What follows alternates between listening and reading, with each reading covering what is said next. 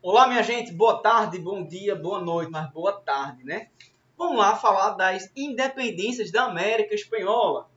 Bolívia, Peru, Argentina, Los Hermanos, el Chile, Uruguai e dentre outros países que a gente vai falar nessa aula, que a gente vai tentar entender como foi a dinâmica dessa fragmentação da América Espanhola. O que era a América Espanhola se tornou dezenas de repúblicas independentes, certo? Diferentemente do caso brasileiro, certo? Da América Portuguesa, Brasil, a América Portuguesa se torna um país, Brasil. E, diferentemente de todo o contexto da América Espanhola, o Brasil se torna um império, né? Uma monarquia, enquanto que a América Espanhola, os domínios, porque o Brasil, né, era uma colônia de Portugal e a América Espanhola era a colônia, o restante da América Latina, colônia da Espanha. Então, a gente estudou isso, né, no início do ano, né, a colonização inglesa, a colonização espanhola e a colonização portuguesa.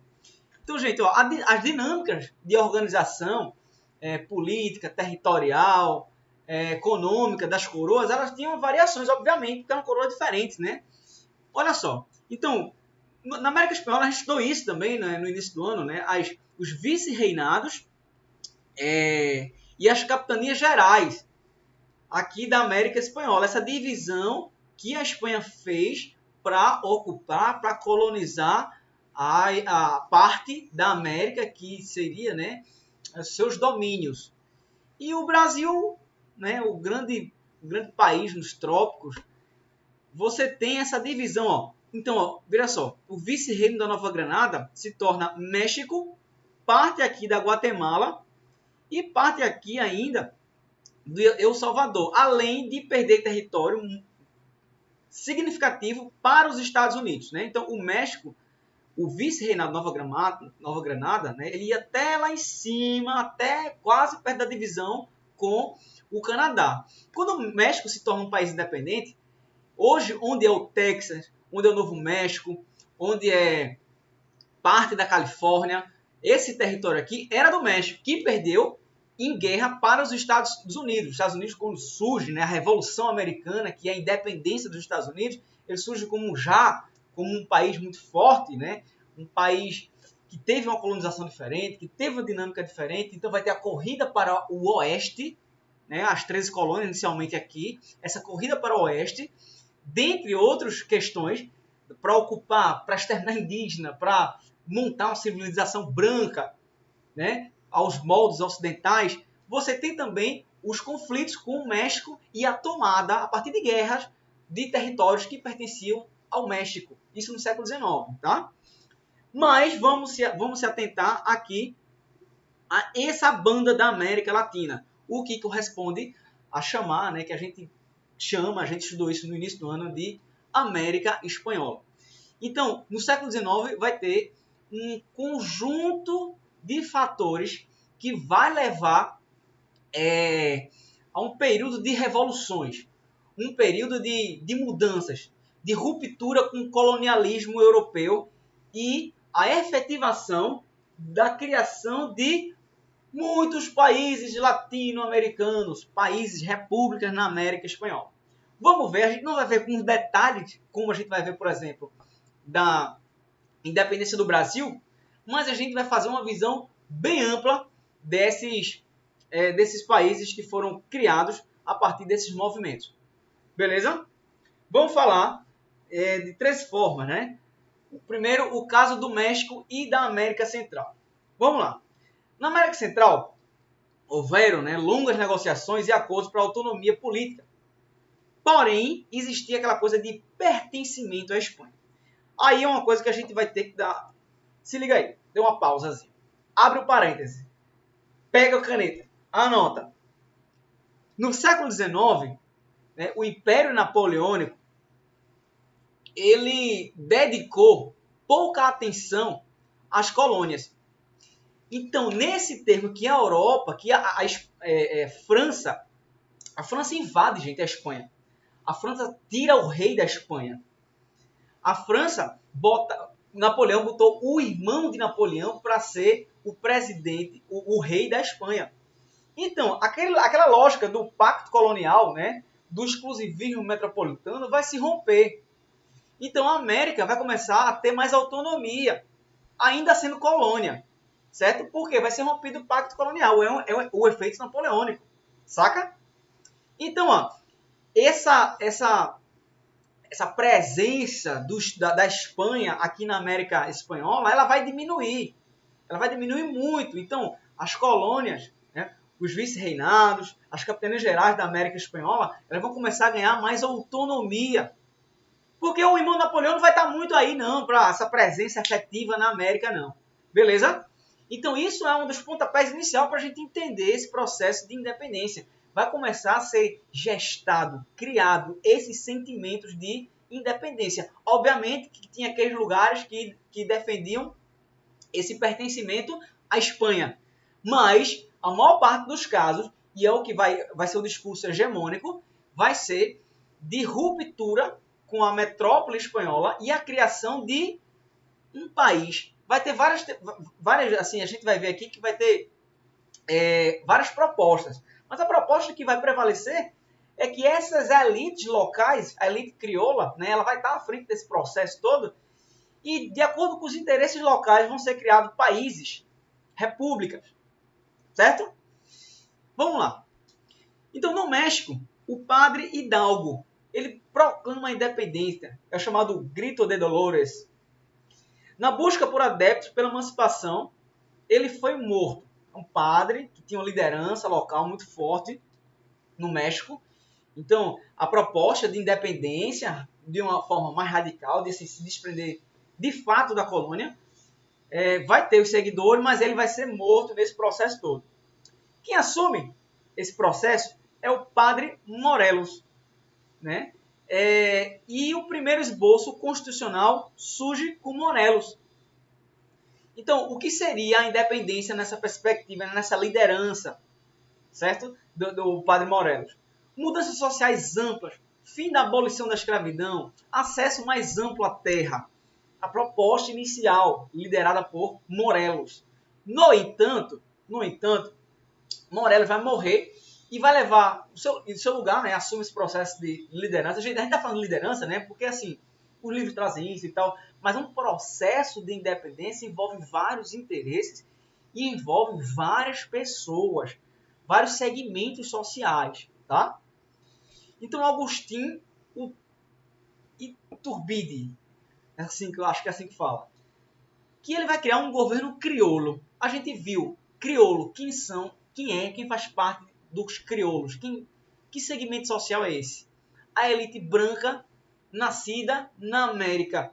São os donos das fazendas, são os donos das plantações, são as pessoas que têm um exercício de um poder político e econômico na colônia, tá? Então, o que seria uma proposta mais radical do padre Morelos, fim da abolição, mudanças sociais significativas, uma reestruturação. A gente era colônia, a gente era oprimido, tinha muita desigualdade social, vamos fazer uma coisa diferente. Vamos pensar em criar um país mais igualitário. A elite crioula viu isso com descontentamento. Por quê? Feriu os interesses dessa elite local. Então, a elite crioula ela toma as rédeas do processo de independência. E o Tirbe ele se torna imperador do México em 1821. Em 1823, os republicanos executam o Tirbe, o Turbide. E a América Central retoma a autonomia e divide-se, porque está tudo no mesmo lugar. Tá? Então, assim, o que a gente vai ver, o único caso de independência da América Espanhola que não segue essa lógica dessa elite crioula, tá? Que não tem a liderança, que os interesses, quando o país é efetivado, por exemplo, a Argentina, a gente vai chegar lá, quem vai estar à frente do processo de emancipação? O discurso hegemônico, A forma como o país vai ser criado vai ser de acordo com os padrões da elite crioula. O único país que foge dessa regra vai ser o Haiti. E a gente vai ver que é um caso bem específico. Certo? Então, ó, em 1838, surge Honduras, Nicarágua, Costa Rica. Perceba, né? Então, são esses... Não, a gente vai se dividir. A gente não faz parte do México. Então, a gente não quer ficar o México. A gente quer ficar aqui, ó. A gente vai ser criado, né? Esses países, a América Central, ela vai se dividir. Perceba, né? O que era o vice-reinado Nova Espanha, né? E a capitania geral da Guatemala e o vice-reinado de Nova Granada. Três arranjos políticos vai começar a se dividir. Em cima, o México, ó, Guatemala, Belize, Honduras, São Salvador, Nicarágua, Costa Rica, Panamá. Percebe? Então, por quê? Então, interesses locais nesses países vai fazer com que essas elites se unam e falem, não, vamos fazer um país aqui que tenha nossos interesses de forma que nós poderemos controlar melhor. Então, o discurso hegemônico foi que a elite crioula tomou a frente desses processos de emancipação. Você não vai ter uma independência acompanhada de abolição da escravatura, você não vai ter uma independência acompanhada de reestruturação do papel social da terra, por exemplo, né? Latifúndio, poucas pessoas controlando as terras. Não, vamos fazer justiça social com a terra? Não vai ter. Então, as independências, ela parte desse princípio. Não vão ser acompanhadas de reformas significativas da época da colônia. O que você vai encontrar é o que a gente vai observar, né, numa análise sobre esses processos de independências, é uma continuidade da lógica colonial. Sai do poder central da metrópole espanhola e fica na mão dessa elite local, que no caso da América Espanhola, elite crioula. São os donos das plantações de cana-de-açúcar, são os donos das mineradoras, são os donos da criação de gado, no caso dos países platinos, né? Paraguai, Uruguai, Argentina, certo? Vamos lá, vamos caminhando. Tudo ok por aí, né? Se liga, esse assunto cai muito no essencial. Aí sim, vamos falar de um caso atípico disso que a gente está falando de independências da América Espanhola. O caso da rebelião escrava no Haiti. Gente, a população escrava no Haiti era 20 vezes maior do que a população branca. Então, assim, em termos numéricos, era uma coisa absurda a quantidade de negros que eram, né, condicionados a ser escravos. Desde 1697, colônios franceses introduziram a cana-de-açúcar. Assim como o Nordeste do Brasil, o Haiti, Cuba e alguns outros países da América Central tiveram, dentro da dinâmica da cana-de-açúcar, a sua principal forma de produção na economia. No caso aqui, né, o Haiti, cana-de-açúcar, algodão e café, uma coisa muito parecida com o Nordeste brasileiro, na verdade com o Brasil, né?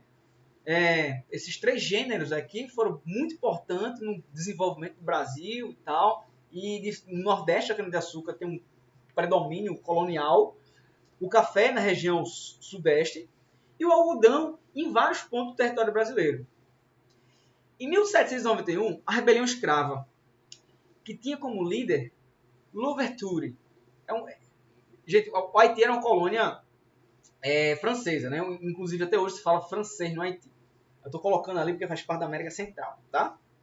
A gente está falando das colonizações, das independências da América Espanhola, né?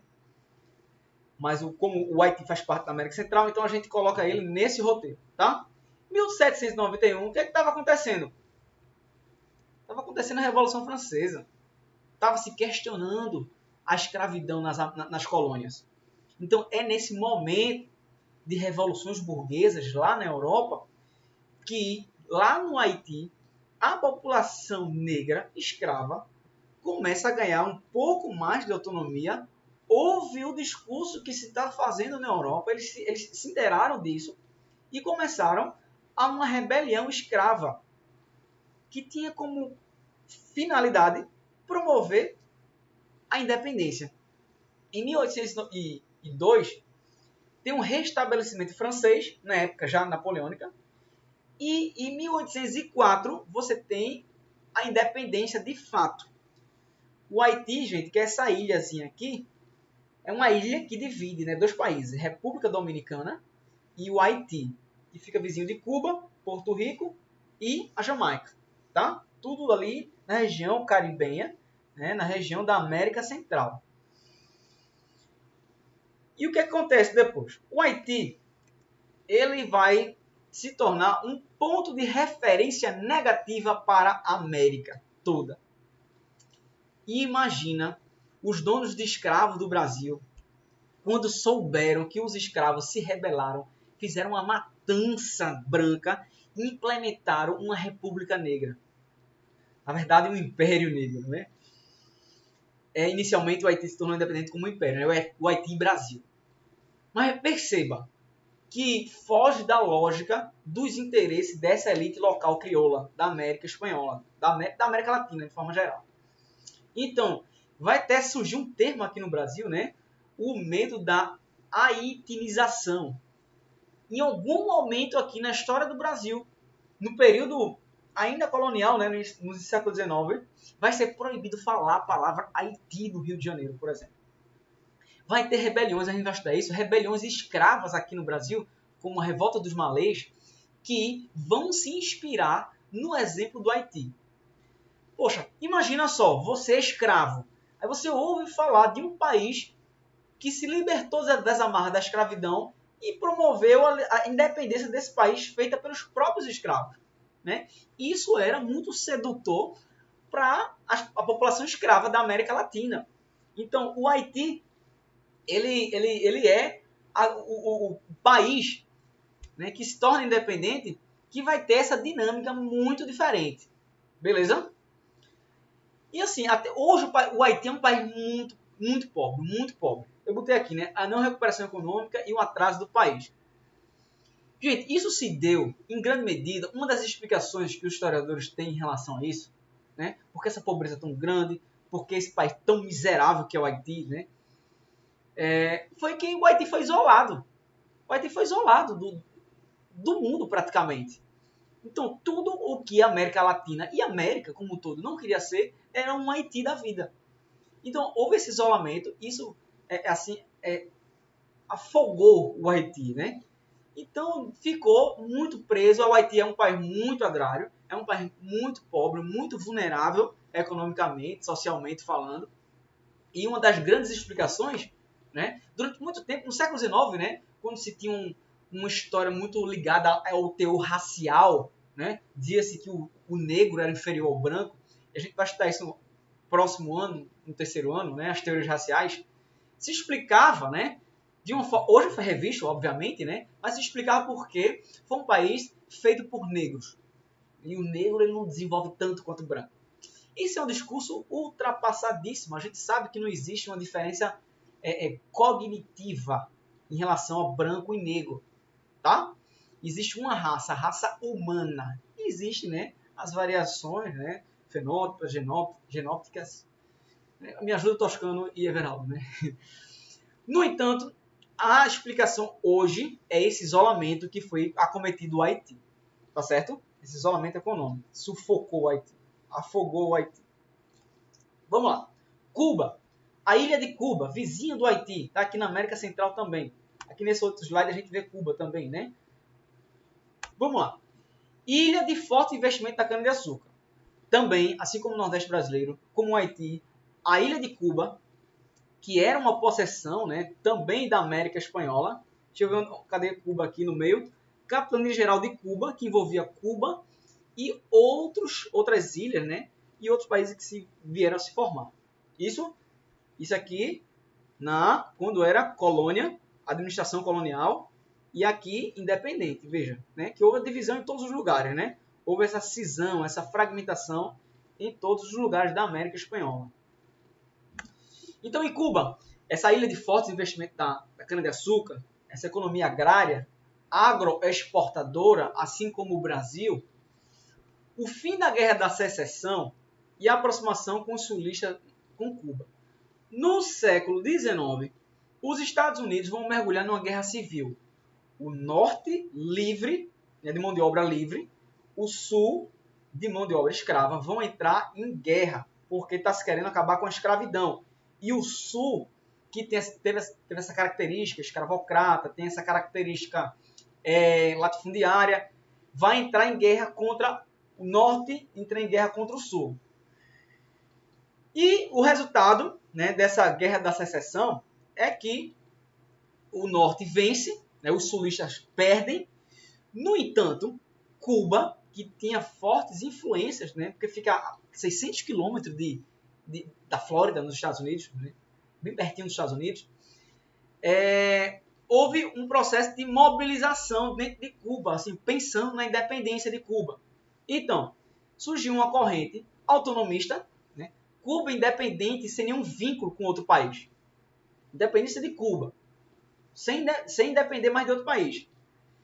E o anexionista, que defendia uma anexação, acho que é assim que fala, né, de Cuba com o vizinho norte-americano, né, porque tinha assim uma dinâmica parecida, né, assim no sentido agrário. Claro que tinha umas diferenças absurdas, né, mas dentro dessa dinâmica agrária econômica era parecida, tá? No entanto, em 1898 a ilha se tornou independente. O projeto autonomista ele ganha, né, vai se tornar independente, vai romper com a Espanha. No entanto, a ilha se volta prioritariamente para o comércio com os Estados Unidos. O comércio com os Estados Unidos também envolve o comércio turístico. Os Estados Unidos, eles vão praticamente, né, a influência dos Estados Unidos vão ser muito grande na ilha de Cuba. A influência econômica, a influência política.